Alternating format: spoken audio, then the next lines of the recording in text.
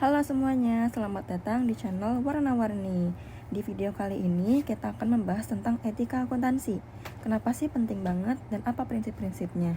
Yuk simak sampai akhir biar makin paham dan siap jadi akuntan yang gak cuma pintar tapi juga berintegritas. Kenapa sih etika akuntansi itu penting banget? Etika akuntansi adalah bagian penting dari profesi akuntansi. Tanpa etika, data keuangan bisa dimanipulasi dan merusak kepercayaan publik. Jika etika diabaikan, maka kerugian ekonomi berskala besar bisa terjadi. Laporan keuangan adalah dasar pengambilan keputusan bagi para investor, pemerintah, kreditur, dan masyarakat. Tanpa etika, angka hanyalah ilusi. Etika akuntansi adalah sistem nilai dan prinsip moral dalam menjalankan profesi akuntansi. Nilai utama yang dijunjung yaitu ada kejujuran, integritas, dan profesionalisme. Melibatkan tanggung jawab terhadap berbagai pihak nih, yaitu ada klien, pemegang saham, publik, dan pemerintah. Kalau laporan gak jujur, gimana bisa diambil keputusan yang benar? Maka dari itu, kalau kamu jadi investor, kamu lebih percaya laporan yang jujur atau penuh tipu-tipu nih? Yang pastinya yang penuh kejujuran dong. Sebagai akuntan, kita bukan cuma butuh kemampuan hitung-hitungan, tapi juga pegangan nilai. Nah, ini dia 6 kode rahasia yang harus kita pegang.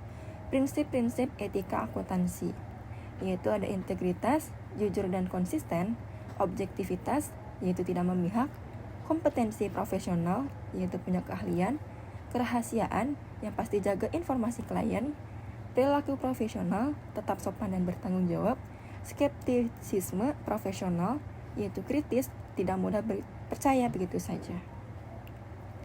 Misalnya nih, kalau kita punya integritas, kita nggak akan gampang tergoda buat memoles laporan keuangan.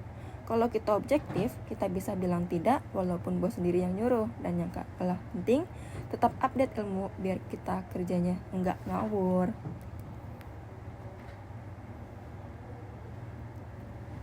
Tanggung jawab seorang akuntan. Akuntan harus menjaga integritas, objektivitas, dan kerahasiaan. Bertanggung jawab pada publik bukan cuma perusahaan. Seperti kutipan yang ada di sini, akuntan bukan tukang sulap yang bisa ubah rugi jadi untung. Berikut tanggung jawab akuntan yaitu menjalankan tugas sesuai kode etik profesi, tidak tunduk pada tekanan eksternal, misalnya dari atasan untuk memasukkan laporan, bertindak demi kepentingan publik bukan hanya demi perusahaan, mengikuti standar teknis akuntansi seperti PSAK, IFRS, menjaga kerahasiaan dokumen penting, dan bertanggung jawab atas hasil kerja secara penuh.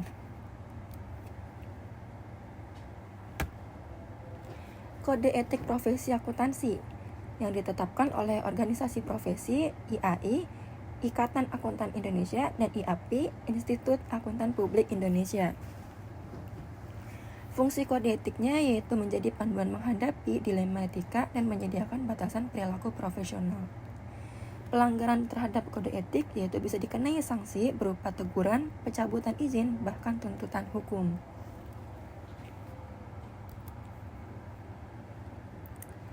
Etika akuntansi di era digital. Tantangan zaman digital saat ini yaitu banyak proses akuntansi yang sudah menggunakan software otomatisasi. Jadi data lebih mudah diakses tapi juga rawan disalahgunakan. Tantangan etika di area ini, manipulasi digital, data mudah dimodifikasi tanpa jejak fisik, kebocoran informasi, sistem keamanan data harus diperketat. Profesional akuntansi harus memahami yang pertama keamanan siber atau cyber security, perlindungan data pribadi, data privacy, audit berbasis teknologi.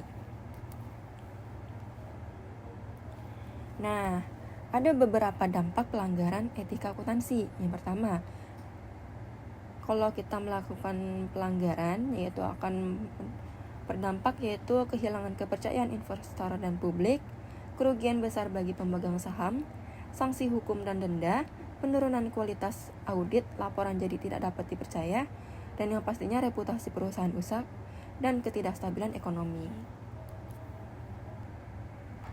Nah, teman-teman, di slide ini aku sajikan perbandingan 2 kasus besar yang pernah mengguncang dunia akuntansi di Indonesia, yaitu ada PT KAI, pada tahun 2005 dan PT Bank Lipo pada tahun 2002. Keduanya sama-sama melibatkan pelanggaran etika akuntansi loh, tapi dengan bentuk dan dampak yang berbeda. Kalau kita lihat dari sisi jenis pelanggaran, PT KAI memanipulasi laporan keuangan agar terlihat untung, padahal sebenarnya mereka rugi. Mereka mencatat sebagai beban, sebagai aset, dan bahkan pajak yang belum ditagih tetap dimasukkan sebagai pendapatan. Ini seperti kita punya utang, tapi dicatat sebagai tabungan. Sementara itu, kasus Bank Lipo lebih kompleks. Mereka punya 3 versi laporan keuangan yang berbeda, dan hanya satu yang diaudit. Perbedaan laporan untuk publik dan untuk bursa saham ini memicu dugaan manipulasi, terutama terkait nilai aset dan informasi orang dalam yang dimanfaatkan untuk transaksi saham. Bisa dibayangkan ya, informasi penting disimpan sendiri lalu digunakan untuk keuntungan pribadi.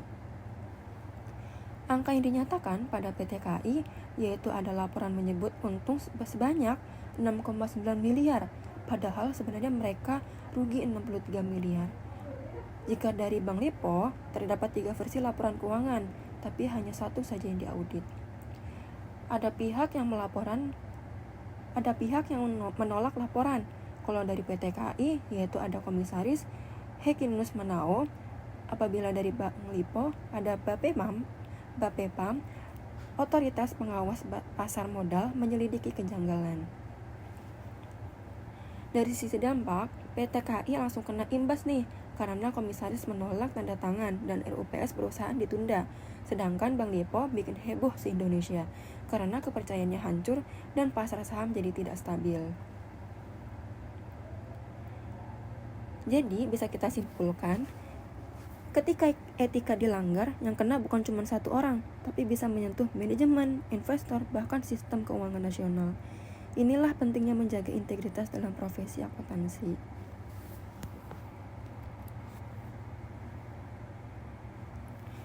Etika adalah fondasi kepercayaan. Etika bukan sekedar teori, tapi nyawa dari profesi akuntansi. Tanpa etika, akuntan hanya dianggap sebagai penyihir angka yang pandai menyulap data. Akuntan yang etis adalah pahlawan keuangan modern yang menjaga kejujuran di balik angka.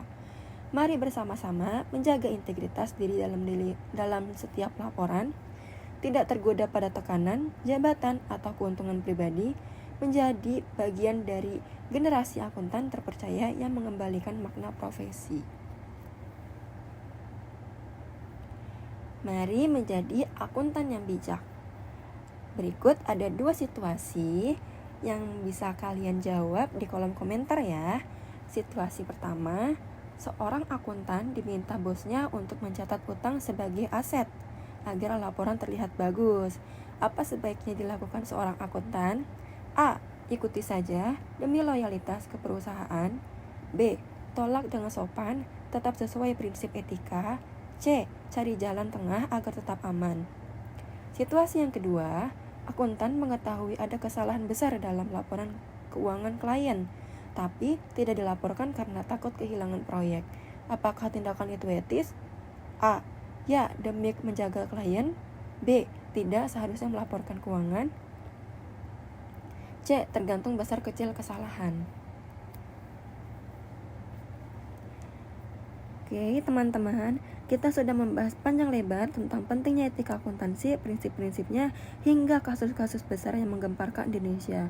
Tapi mari kita refleksikan, semua itu bukan sekedar teori kuliah. Di tangan kita masa depan akuntansi ditentukan. Kalau kita tidak menjunjung etika, profesi akuntan bisa dianggap tukang sulap yang pandai mengelabui. Tapi kalau kita berdiri tegak pada integritas, kita adalah garda terdepan menjaga kepercayaan publik.